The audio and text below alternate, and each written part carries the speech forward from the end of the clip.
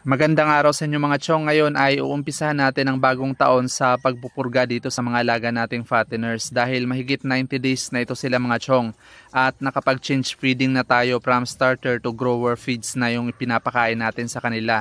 Bali nung December 25 pa ito sila nag 90 days mga chong pero ipinagpaliban muna natin yung pagpupurga sa kanila dahil ine-expect nga natin na pagdating ng New Year baka merong bibili ng panglechon at nakabenta nga tayo ng isa mga chong. Kaya naman 5 na lang itong inalagaan nating fatteners at ang harvest time natin ito mga chong ay nasa mga first week pa ng February. Ivermectin na injectable pala yung ginamit natin na pamurga dito sa mga alaga natin mga chong at nagturok tayo sa kanila ng 1.1 ml dahil yung estimate natin bang netong mga alaga natin mga chong ay nasa 35 to 40 kilos na ang bawat isa.